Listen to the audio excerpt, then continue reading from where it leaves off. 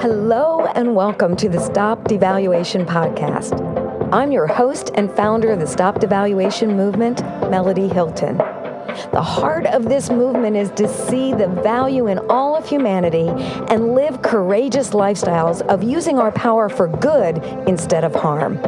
We can affect change by choosing validation over judgment, and I hope you'll take your place and make a positive impact in this world.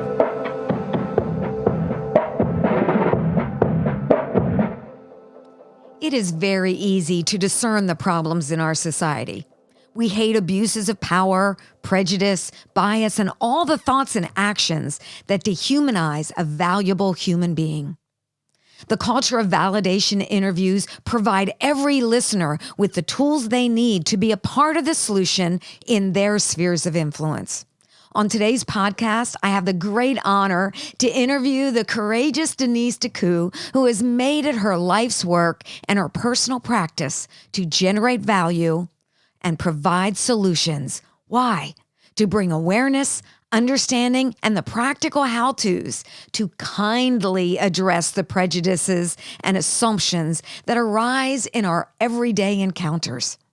How do we address the problem while being an instrument of healing? This episode is one you do not want to miss.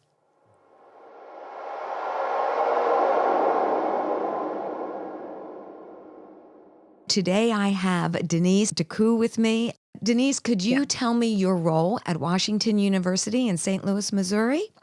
Sure. Currently, I am the manager of diversity and community outreach, which means that my work is external to the university. I've been in this particular position in human resources for approximately 2 years. And prior to that, I was working internally as the director of diversity and inclusion program development. And so I was creating curriculum and developing trainings and then delivering those trainings across a number of topical areas across the university. And now what I'm doing is I'm working externally, looking to help the university bring in more diverse employees. Wow. We've made some great progress, and we're introducing for the first time to full-time employees working on diversity and inclusion specifically. So we're working across campus, 15,000 people.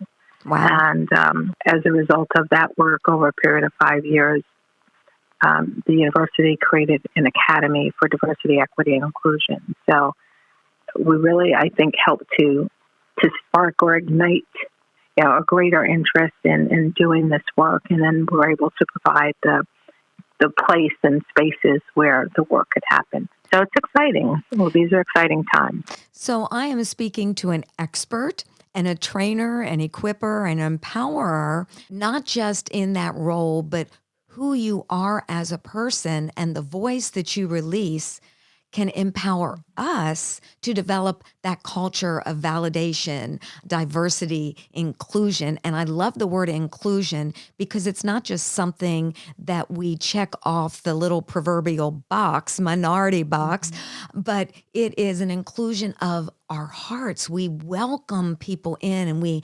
collaborate together and we partner together in such a way that what each person holds, they are able to bring to the table with confidence and partnership. So could you share with me how you bring some trainings or some steps or some solutions Sure. to cause people to understand the power of diversity and inclusion? Right. Sure. Well, I think we start with awareness, and it's really about being self-aware of the learnings that we've had, things that we were taught from first entering this world up until the time that we leave home, right? As at 18 or whatever age it is that we leave home and explore the world on our own.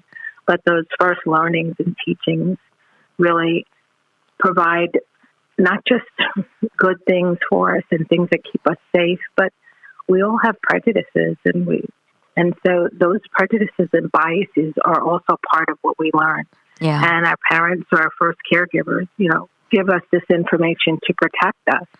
And yet there are, I guess, stereotypes that become ingrained in us that we believe until such time as we have some real lived experiences that kind of crack that open and break those apart. And so as adults, one of the things that I think is so important is that we watch our first thoughts. Because in our first thoughts come these stereotypes and biases, because we know that our conscious brains can only handle like about 40 bits of information a second, but we really are taking in like 11 million bits of information per second. So our brains are phenomenal that they take in so much information. Yes. But we can't possibly put every single experience, every single learning, into separate categories. And so what our brain does is it puts them into these, I call them folders, but the more technical term is called schemas, right? And so if I were to show you a picture of a dressed turkey on a table with all of the fixings around it, many people would associate that immediately with Thanksgiving. And so that would be a schema, like a holiday schema, right? And so all of this information that we take in wind up going into these little folder or schemas, and we do that around people as well. It's one of the reasons that we can look at an individual and then group that person into a group of other individuals that look like that person and have some ideas about who they might be. Because we have these first thoughts, it's really important that we think before we speak. And if we were to take the word think and just T would be, is it true? Correct. So whatever our thoughts are, is that true? H would be, is it helpful? Yes. Is what we're thinking and what we might be about to say true and helpful? Is it inspiring? And if it's not inspiring, how important is it? N would be, is it necessary? Yes. If it's not necessary, maybe we don't need to say it. And K, which I think is most important, is it kind?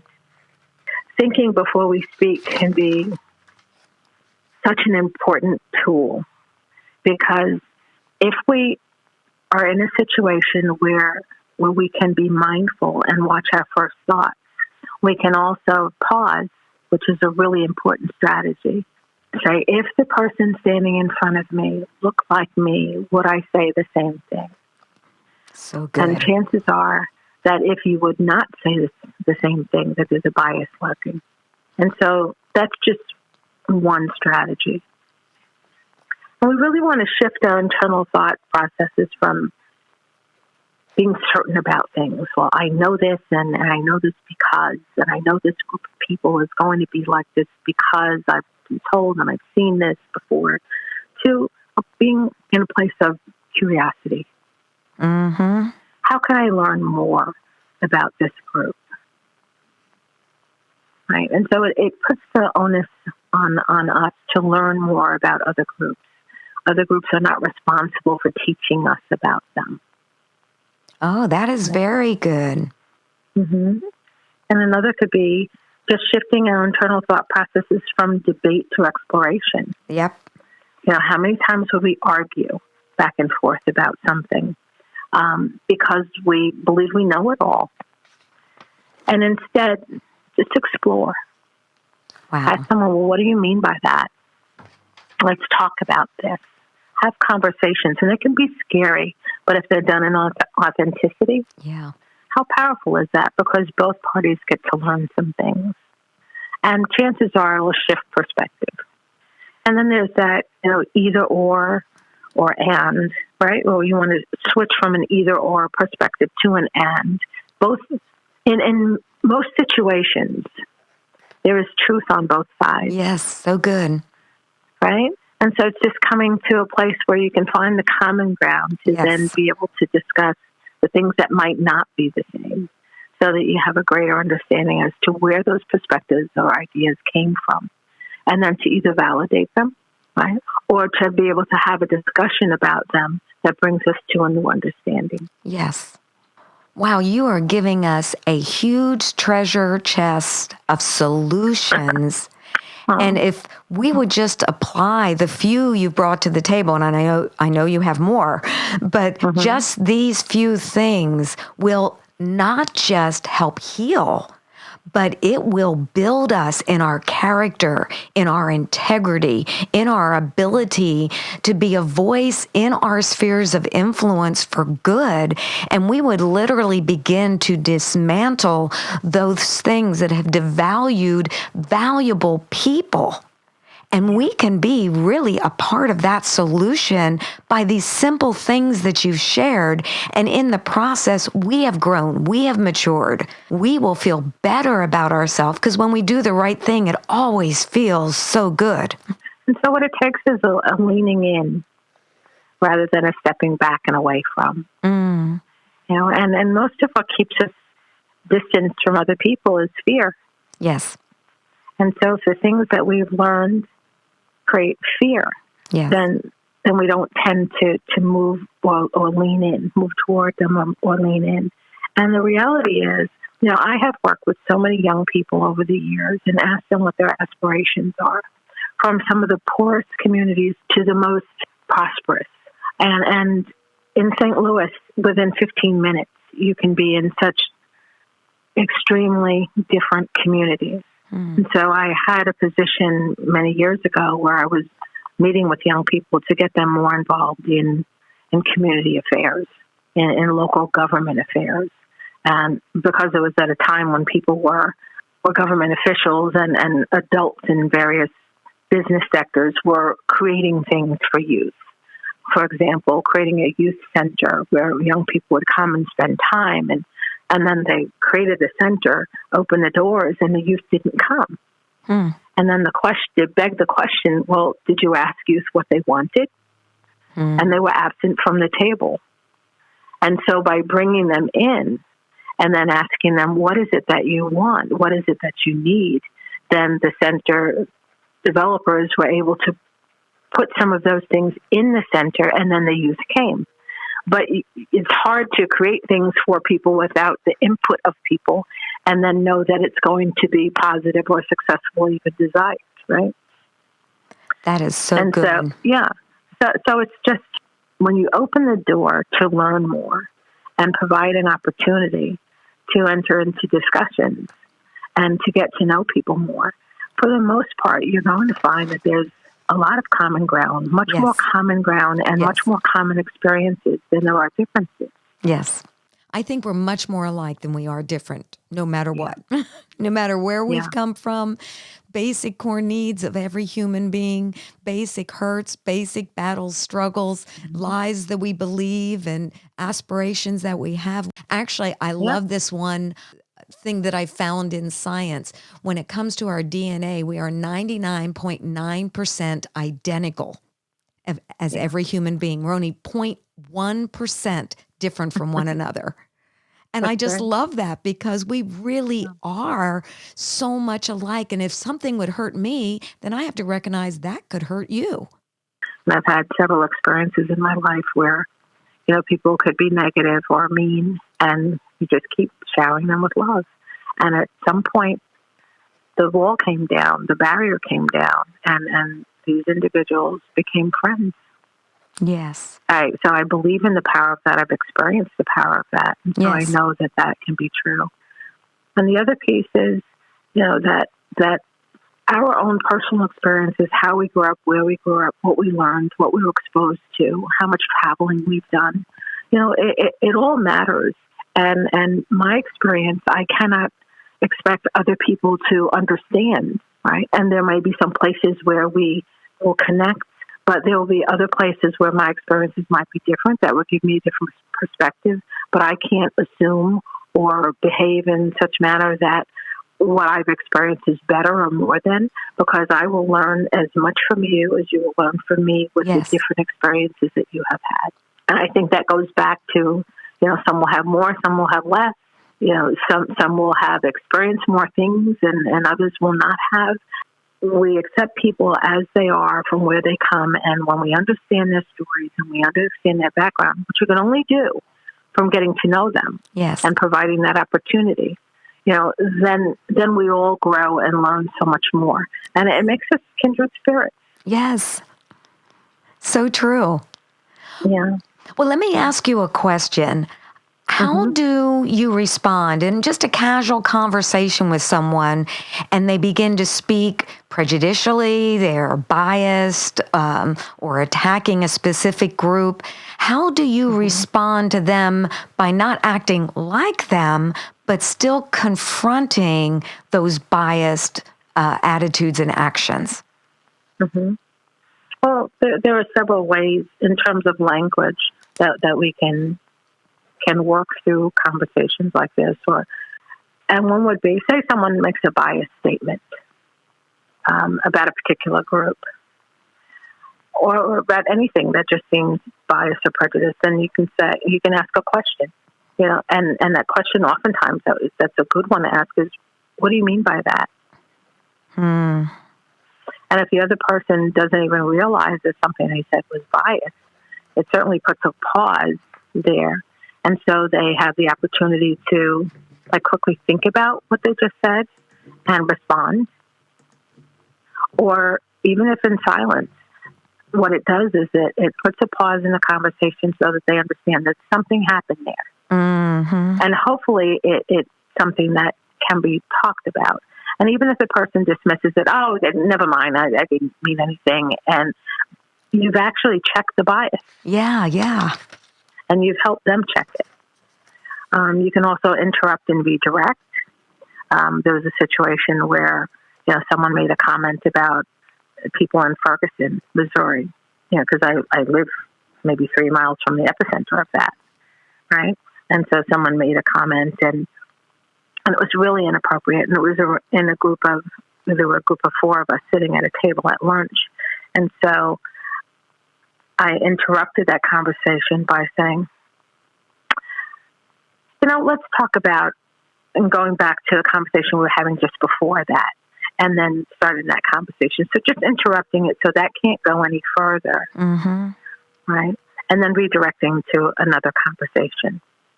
And again, that puts a pause in the conversation for the person who thought they were going to talk about something else, because you've cut them off, but you've done it in a respectful way. Right. But just, let's go back to this other conversation. I'd like to add something else to that. And then you just redirect that conversation so that other negative conversation can't happen. There are times when people might say something about a person who they have a bias about. And then you broaden that to universal human behavior. Right? Someone could say, well, Black people do, or this person who's African-American, does such and such. And you say, well, do all African-Americans do that? Right? Don't we all do that? Yes. Or you can make it individual. Someone says something about a whole group of people. Asian people are all good at math. And say, well, let's make that individual. Are you talking about a specific person? That's really good. And then they can tell you who the person is, right? But it's just putting things in a different context. Yes. And it's it's checking the bias and not allowing the negative conversation or the negative comment to kind of permeate and grow. And then, of course, we can always say, ouch. Someone says something, right? Someone says something and you're in a group and it offends you. You could say, ouch. Oh, that is really good. Right? And then it also, all of these things put a pause in the conversation. Yes. And so then the person has an opportunity to talk about what created the ouch. There are times when it might not be appropriate to say something to someone right in the moment, or you don't feel comfortable. But you can always go back and pull that person aside, or the next time you see them, say, remember when you said such and such? When you said that, I felt a certain way. And it's really hard for people to argue with your feelings. Yes. Right? Or your experiential reality. Yes. Yes. And so I think that's really important too, is just always speaking the I voice, because it's really dangerous when people say, well, we feel. Well, who's all of we? Yes. Right? No, or they say. Right. Who's they? Rather than he or she. Right, exactly. Exactly. And so communication becomes such an important tool in all of this. Yes. And I think we learn a lot from one another and how we communicate our beliefs, our feelings, our thoughts. And to be open to hear thoughts and experiences and understandings that are different, we should not approach those from a negative place, but instead from a place of being open and curious, as I was saying before, exploring, and taking some things that seem pretty simple in their ideas and understanding that they're really much more complex.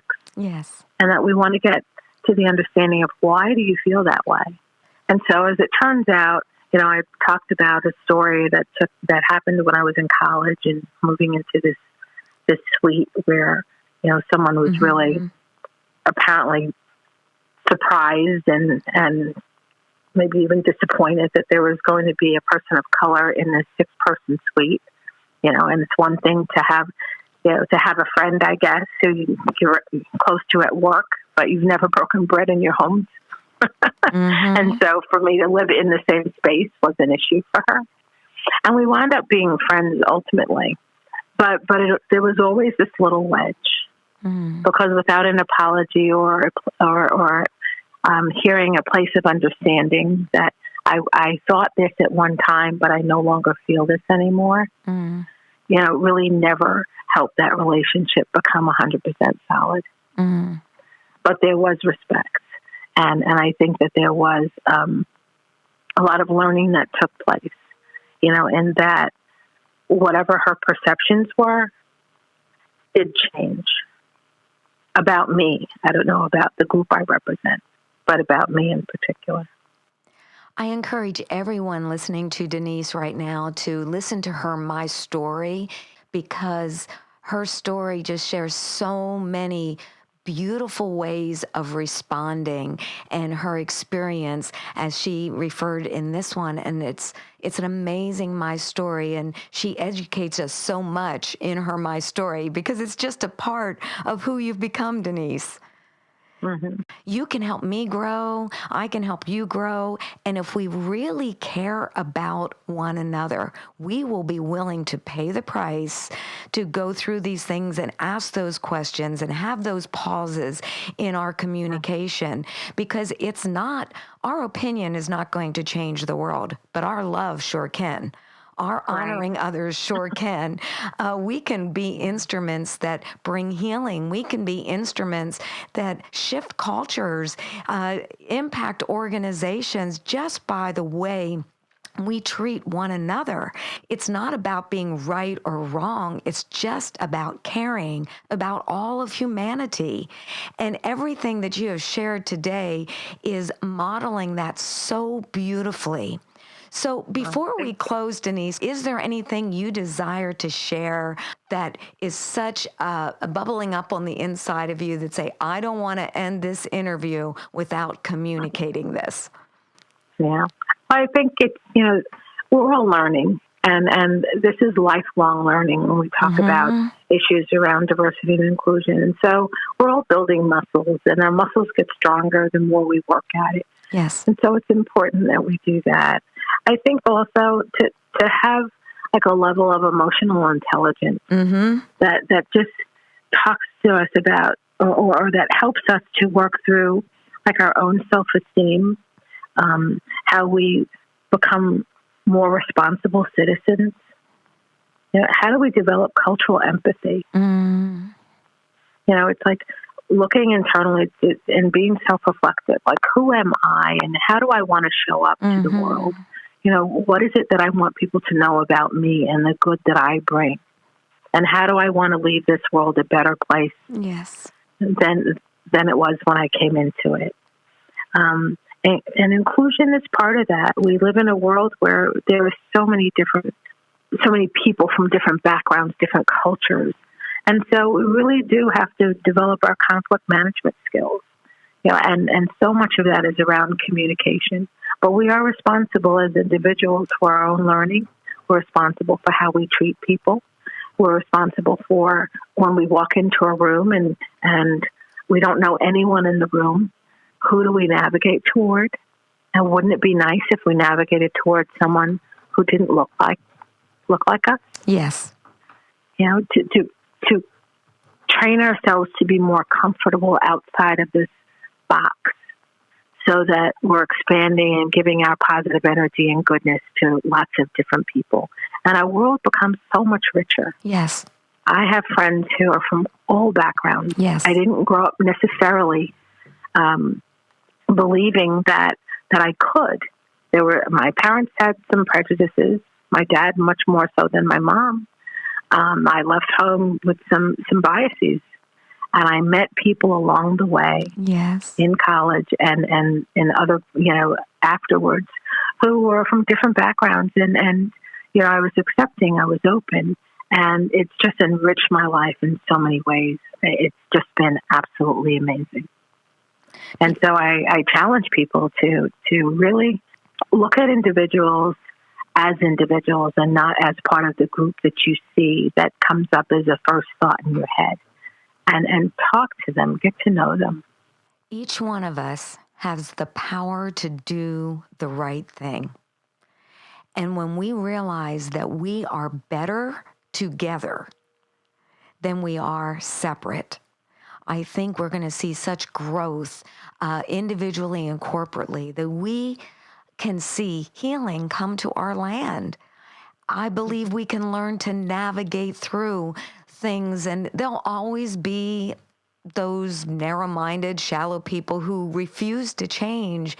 But when there can be a greater voice of partnership and inclusion and love and celebration, we will find out that we are better. We'll find out that our lives are fuller and we can enjoy so many more relationships, and we can personally grow when we recognize that every wall that has been built in my life, when that is torn down out of validation, that we can really be in a place where there's such an exchange of life that I am not just giving more love, but I am receiving so much more.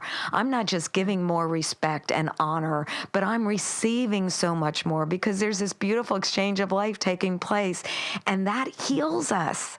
So thank you so much, Denise. I'll tell you, girl, you're welcome. I love you. And I cannot wait for the time and season where we get to meet in person and give each other a hug and just really be able to spend hours just talking about a very unified voice and a unified vision. And I believe the more of those that listen to this message and actually become aware, come into places of understanding, and are willing to personally grow, we're going to see communities change. We're going to see organizations change, and we're going to see America being a better nation, and even other nations of the earth coming into greater measures of unity and partnership. Thank you so much, Denise. I appreciate you. Thank you for your story, and I do believe that each one of us has a much greater capacity to give and receive love than we currently know. Yes, I agree. Yeah. Thank you so much. You're welcome. Thank you.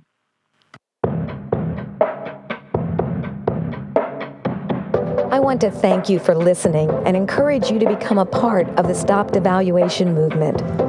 Be sure to like and follow #StopDevaluation on social media, subscribe to the YouTube channel, and visit StopDevaluation.com for more information and free resources. You can help spread the movement by sharing with others, leaving a review on Apple Podcasts, and most of all, by living a courageous lifestyle of using your power for good. Go out and value someone today. Your life matters, and you can make the world a better place.